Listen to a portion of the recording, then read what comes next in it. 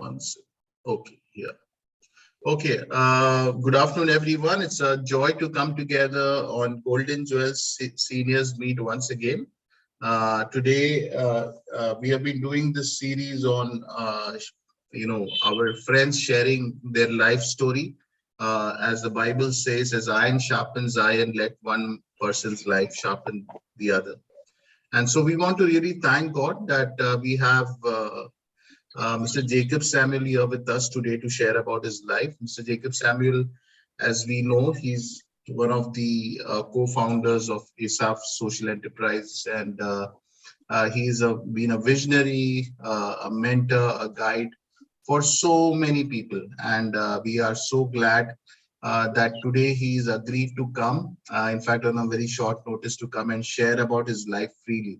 It's very rare that you find people who are very busy and who are well known can come so quickly and give their gracious time. So we really want to thank God for this person who's lived his life for God's kingdom and been so fruitful for the community and society at large. So over to Sir Jacob to share about his life story, and then we will follow up with some interaction. Yes, sir. Thank you. Thank you. Yeah, I'm really privileged to be part of this fellowship. In fact, I'm not such a great person to be invited to share the life story as such. But I thought when Abhijit invited me, I can share about what the Lord has done in my life and how good He has been to me in my life. I realized that it's a small gathering that is good. I think I already know some of you. I think Sister Manjula Lazarus is known to me, and also Sister Gauri. If I think both of them are associated with UESI, and that way I know them. Yeah. Actually, I was presently, now, I live in Kerala, and today is the great state festival of Kerala, which is called Onam. Today is of course, it lasts for about 10 days, the Onam celebrations. Today is the most important day. The programs actually, the greatest attraction of the festival is the vegetarian feast that we have for today for lunch, and of course, but unfortunately it is raining here today right from the morning, so it may not be possible for people to go out and have their outdoor celebrations. Anyway, thank you once again for inviting me to this time of fellowship. I was raised in the city of Cochin in Kerala, and I had the privilege of being raised by godly parents, and we had we had a very godly home where we had family prayers in the morning and in the evening, and the children were taught and instructed to read the Bible and pray every day on their own, to have a time of personal quiet time, and that way, and also our family was very much attached to the church, and every Sunday we used to go to the church, and children were part of the Sunday school, vacation Bible school, and all these things. So right from childhood, I had the understanding that I need to make a personal commitment to Christ. I need to receive Jesus Christ into my life to be a true Christian. So, in fact, on my 16th birthday, actually, the Lord gave me the burden to open my heart to the Lord. And it was not in a meeting or any other program as such. No, it was just before going to bed. I just, being my birthday, I was just recollecting about my life. And I realized that I have not done something which which I know is very important. So that is actually accepting Jesus Christ as my Savior and Lord. So I just knelt down by my bedside, and I invited Jesus Christ into my life. Uh, Definitely nothing spectacular happened at that time or even on the next day, but I had a assurance in my heart that Jesus has accepted me, and I belong to Him, and I am His child.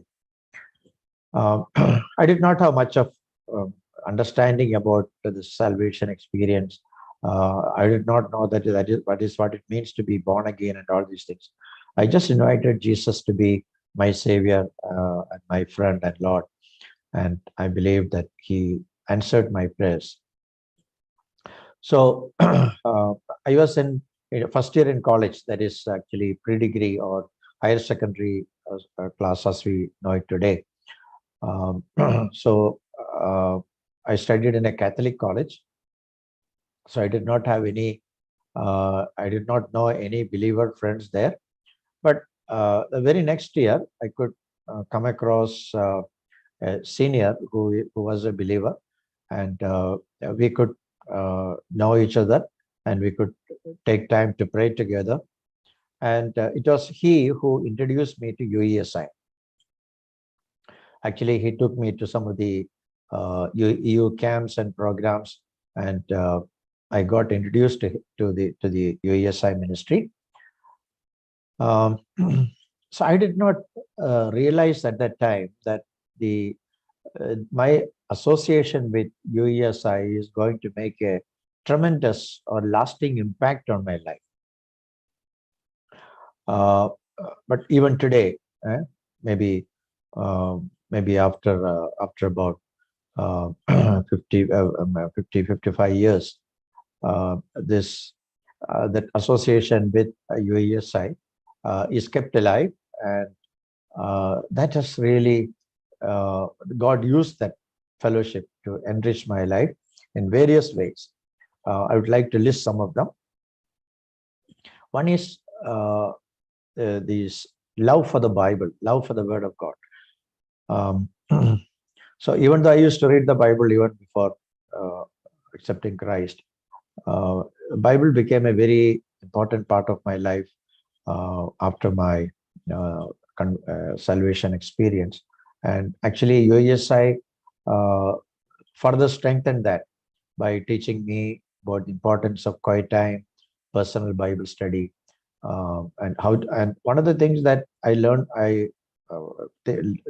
from UESI is how to study the Bible. I used to read the Bible just like that, but in the UESI training camps and I learned how to study the Bible inductively in a very systematic way. That really helped me to get a better grasp of the truths of the Word of God. Then an interest in being a witness for the Lord. So in the college in which I was studying, the Lord gave me the burden to share the gospel with others and to start a Bible study group there. And even it was actually EU was not formally formed there at that time. So it was during my student days that EU committee was formed, and EU ministry started in a formal way in the city of Kochi. So I was the first secretary for the Cochin or Ernakulam ICU, and we decided that we will take initiative to start Bible study groups in the other colleges in the city. And in faith, now we did not have any much of senior support. We had only two seniors there, and they were not living in the city, a little far away from the city. So we could not get much of a support from them. But it was mostly by student initiative that Bible study groups were started in other colleges. And by the time I completed my degree, we could see that Bible study groups are functioning in almost all the colleges in the city. So that burden and that interest, that concern to share the gospel, to disciple others, that all came from my association with UESI. And also the interest in mission, not only student ministry, but I could realize that God's missionary command involves reaching out to people, different people groups, people in different countries, different nations. So praying for such countries and such people groups and nations, and the missions conferences that I attended. And I had the privilege of attending the first missionary conference conducted by UESI that was in Chennai, at that time, Madras, in the Sun Bible Institute. And that was a great experience for me, meeting students from various parts of the country who were really interested in mission. And the messages by Dr. Nambudiripad and Frank Garlic and Brother Chandapilla, all those messages made a deep impact on my life and gave me a great interest in mission. And I was basically was a very introvert type of person. I had very few friends, and it was not very easy for me to get introduced to others, to introduce myself to others and things like that. But because I was in the EU, I was compelled or forced to take leadership. So I had to take lead group Bible studies. I had to make announcements as a secretary in the meetings. So actually, because of the circumstances, I became a leader.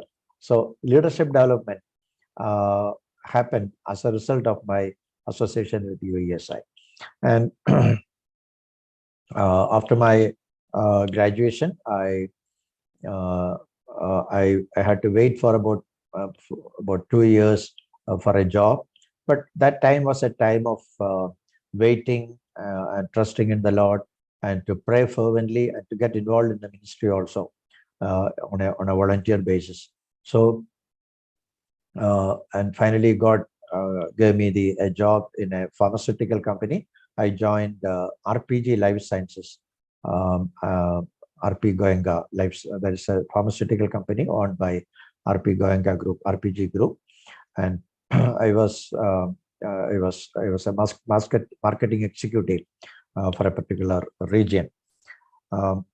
So even after my studies, I continued to be involved in student ministry, and I was a part of the Evangelical Graduates Fellowship (EGF) in my own local in the place where I was posted. And actually, I used to pray for the northern part of Kerala, because Kochi is in the central part, but northern part of Kerala, there were not many people who could do ministry among students. We had very few groups, very few seniors in northern part of Kerala. There is places like Palghat, Calicut, Kannur, Kasargod, those the northern districts of Kerala. So even as a student, I used to pray for these areas, and in fact, God actually, when I used to pray that, Lord, if you're giving me a job, let me be placed somewhere in northern Kerala so that I can serve you there. So actually, it was in God's providence, I believe, that I was posted in Palghat, which is one of the northern districts of Kerala, and there I could involve myself in the ministry, and there also start a formal EU ministry in the colleges there in Palghat. And actually, one of the the first national UESI staff worker for Kerala. Brother actually was the second person, Brother Idichariyanayana. Actually, I was a bachelor at that time, and he was actually staying with me, and we together could visit many colleges and meet students and initiate ministry in various colleges in Palghat. And then later on, God brought many new seniors, new graduates, and the EGF was built up, and the groups were started in various colleges. Uh, so also I could get involved in the UESI ministry in the state level and even in the national level. For a term, I could serve as the chairman for the teaching and training department of UESI National. Even at present, I'm the chairman for the publication trust of UESI, which is the publication division of UESI. So student ministry became a very important part of my life, even though I was involved in the church also to some extent. But most of my ministry was among students, among university students. So one of the things that, as I already shared, one of the things that UESI taught me was the importance of studying the Bible and how to study the Bible. And I used to take Bible studies for students and graduates whenever I got an opportunity. And I realized the need to study the Bible more in a systematic way. As I was in a full-time job, there was no chance of joining a Bible college or a seminary and doing a formal theological study. But I was just waiting and praying, and I got an opportunity to enroll myself as a external student in Union Biblical Seminary, Pune, UBS, as an external BD student there. So I enrolled in the course, and I started my studies, and it was mostly correspondence. They used to send the material, and we need to write, to study and write exams. It was a local tutor, and had to spend 2 weeks in a year in the campus for further interaction. So that way, even though it took about 6 years, I could complete the course successfully. So as I told you, I was a marketing executive, and I had to travel a lot. And most of my studies were done while I was waiting in the bus stations or railway stations. I used to carry my material to be studied, and I used to read, because I did not have much time to study at home, because sometimes I have to leave in the morning and come back late at night. So the studies were done mostly while I was traveling. But God gave me the grace to do that and complete the course and earn a BD degree from the Sarampur University. So, so that really helped me to get a better understanding of the Bible, a better exposure to the Bible, and also to various other disciplines like church history, world religions, and theology as such. So that really equipped me to be a better teacher of the Bible.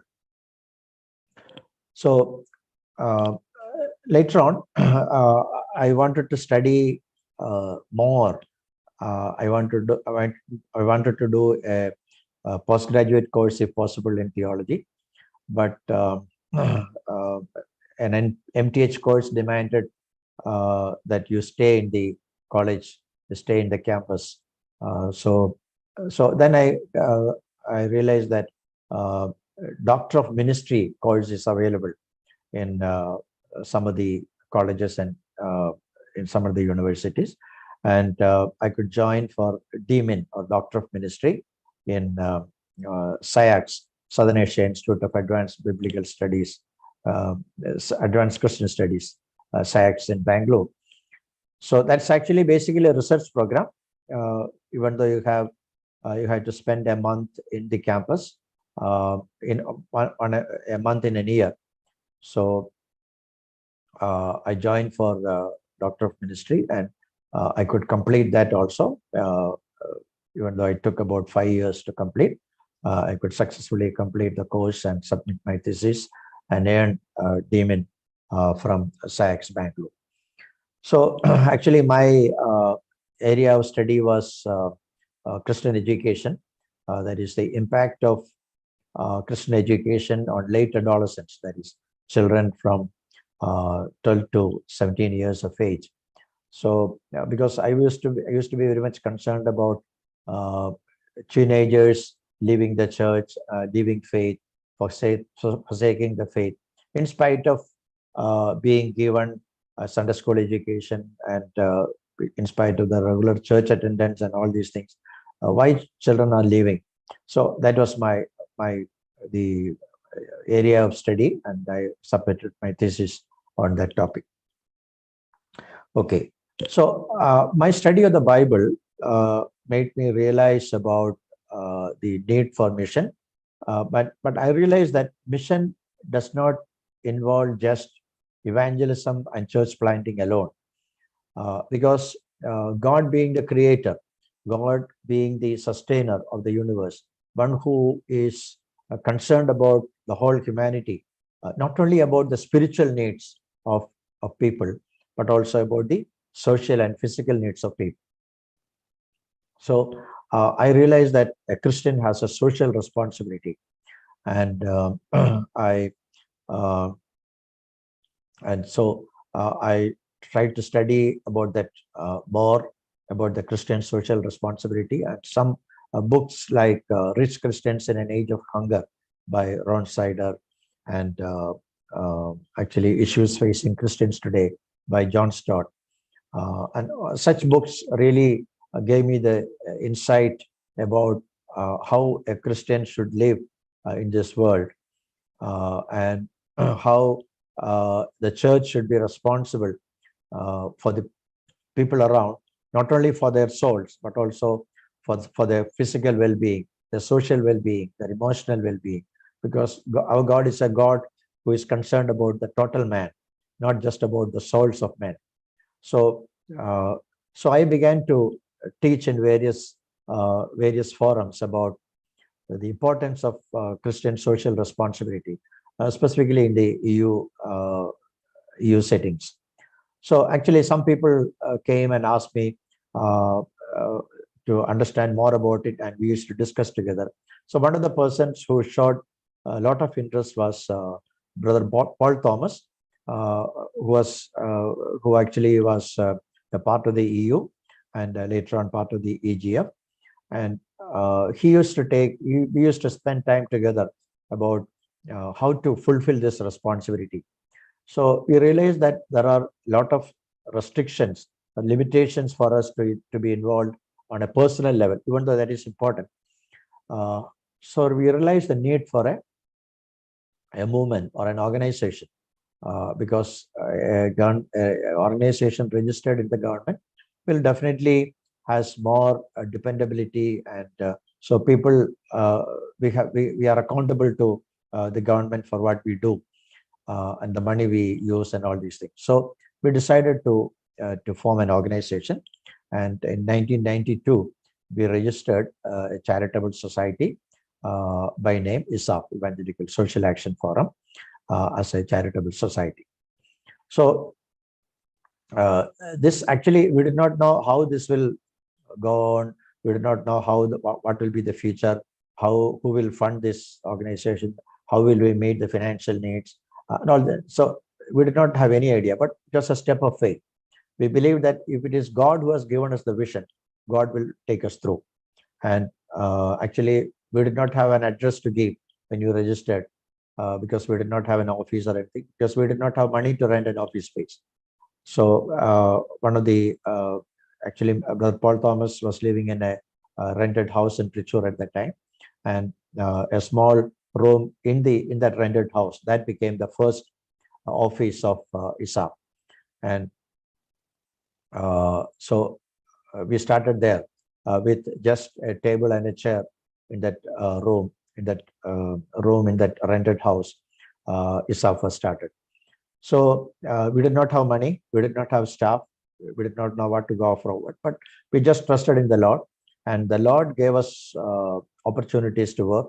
The Lord opened the ways, and actually there were some people who came forward to work with ESAF, and we told them that we don't have money to give them, we don't have salary to give, but they said, no, we don't want a salary, we just need food to eat and a place to stay. So uh, they came as volunteers, and they some of them worked with us for some time, and they stayed in the Paul Thomas house mostly, and they were instrumental. So the first thing that we could do without much of financial involvement was giving career guidance and counseling, because unemployment of the educated youth was a big problem in Kerala at that time. So we realized that the young people need to change their attitudes to work. They should be willing to do whatever they are able to do, instead of waiting for some kind of a white collar job, something like that. So slowly we used opportunities to go to the colleges, to clubs, church youth groups, and shared about the importance of career and our Christian attitude to career and things like that. So career guidance and counseling became the first program of ESAF. Later on, we got a project from the government of Kerala. At that time, HIV/AIDS was a big problem. A lot of people had a lot of misunderstanding. I'm talking about 30, 35 years back. So Kerala State AIDS Control Cell had a project for awareness among people regarding HIV/AIDS. So we applied for that, and we were granted the the opportunity to do that project, and we had the funding from the government, and we conducted many awareness programs at that time. And we realized that that one of the big problems at that time is poverty, especially in the rural settings, in the villages. Because in the cities and towns, most of the people were earning monthly salaries or something like that. They had something to live on. But the villages where there were small farmers or agricultural laborers, or people who are dependent on daily wages, so they've had a big struggle. They were struggling to make both ends meet. So if they had a specific special need, like the children's education or a hospitalization need, they had nowhere to look up to. They had either they had to take a loan from private lenders with a very exorbitant rate of interest, like 250%, 300%, 400% interest rate. So sometimes people were compelled to do that because, for example, somebody is in a hospital, they had to pay the bills, they had to take this kind of a loan. So actually, we actually encourage these people to try to increase their income by doing something extra, like a household, a small business like poultry, or making dresses for children, or buying a goat and things like that. So many people were interested in that, but the problem was that they did not have any money to invest. Any small business also needs an investment. So they did not have any money. They asked us for money. Why don't you give us some loan? But we did not have any option to give a loan like that. So banks also were not, even at that, especially at that time, they never gave loans without a collateral. So we were on the search for collateral-free loans. How to give collateral-free loans to the ordinary people, the poor people, the villagers, the rural people in the villages. So it was at that time we came to know about the concept of microfinance, and we realized that microfinance is a concept in which people are grouped into self-help groups, and people are given loans without a collateral on the basis of the group guarantee. This concept was actually developed by Professor Mohammed Yunus, who was an economics professor at the University of Dhaka in Bangladesh. And as you know, that he received a Nobel Prize a few years later.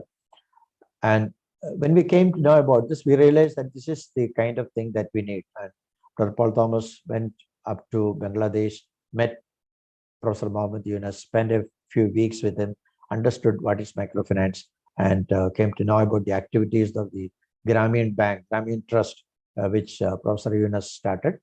And we could understand about the nuances of microfinance. And Mr. Thomas came back to Kerala, and we decided prayerfully to launch a microfinance program in Kerala with a loan that we received from Grameen Trust of Professor Mohammed Yunus. So we started in a small way. We started small self-help groups in Trichur, and we gave small loans of just 3,000 rupees. There were mostly groups of women. The first group consisted of 10 women, and we gave them just 3,000 rupees each to them. And all of them repaid it promptly. And we realized that this loan could do a lot of good things in their life, their households, and they could repay the loan promptly. And we decided to further expand the program to various other places. But we realized one thing, that being a charitable society, we have limitations in doing this kind of a program, because this is a financial business or a financial service, which a charitable society is not expected to do. So we formed a non-banking finance company, NBFC by name, ESAF Microfinance and Investments Private Limited. And all the microfinance activities were shifted from the charitable society to the NBFC. And the NBFC could really expand it further.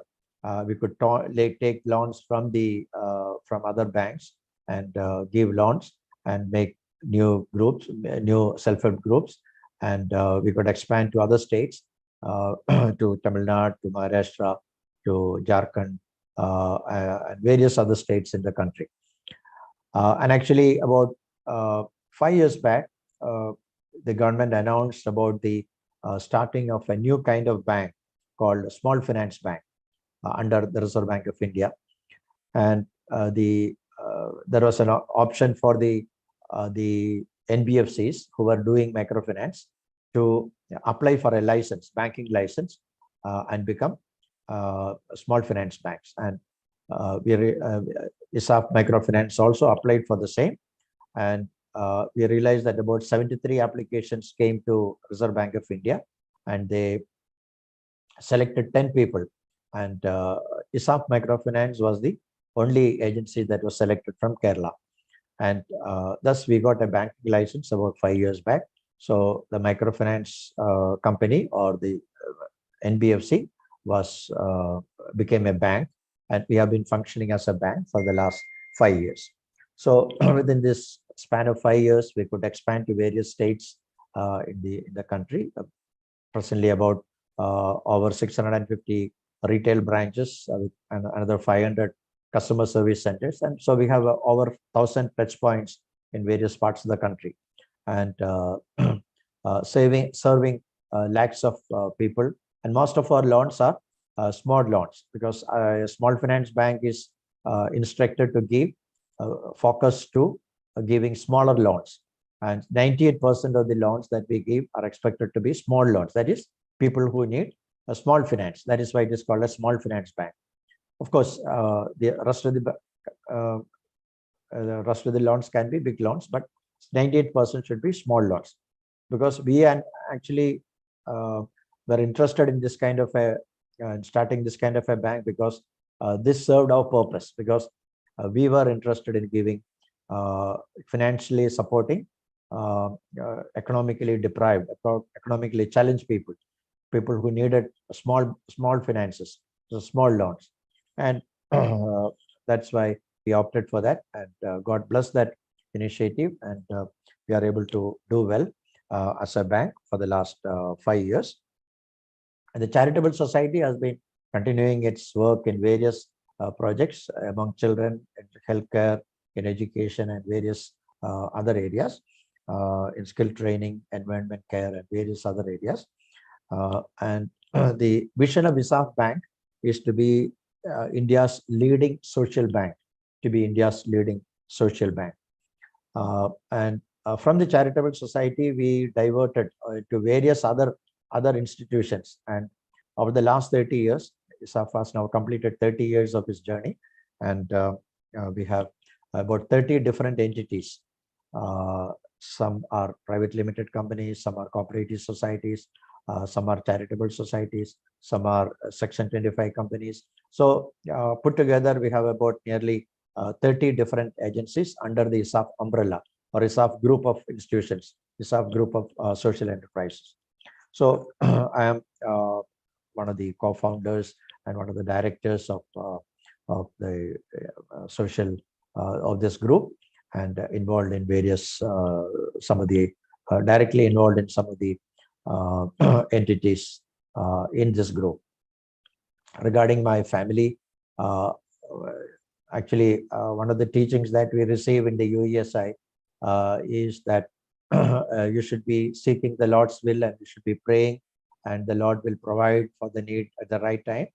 And I used to pray even as a student that, Lord, if the marriage is your will for me, you should give me a wife who loves you and who is committed to the ministry. And I specifically asked the Lord for a girl who is committed to the Lord and committed to the ministry among students. And God gave me a girl like that, who was actually working as a coordinator in the UESI Kerala. And we started out a family about 40 years back. And God gave us 3 children, and all of them are, 2 of them are working in Bangalore, and one of the youngest is now presently doing his master's in engineering in Ireland. And God has blessed our family. God has been good to us. And presently, we are living in Trichur because of my association with ESAF. About 12 years back, I resigned my job with the pharmaceutical company and joined ESAF full time. And I moved to Trichur, where we have the headquarters of ESAF. And one of the major about maybe a vision of my life is as found in Genesis chapter 12, verse 2, the promise that God gave to Abraham. God gave the promise that I will bless you and you shall be a blessing. So my motto in my life is to be a blessing to others till the end of my life. So God has blessed me in various ways, and I want to be a channel of blessing. I want to be a blessing in every way possible, in nurturing and molding and helping young people to grow as disciples of the Lord, and also to be involved in the lives of people, their physical, emotional, mental needs, and be a blessing wherever I can. That is my greatest desire in my life, and my family has been a great support. And I really thank God for all the blessings that the Lord has given me. And I request you to pray for me and my family, that I will continue to be faithful to Him, and God will use me as a channel of blessing in the days to come. Thank you very much. Thank you so much. What a blessed testimony that was, live testimony. I think we'll just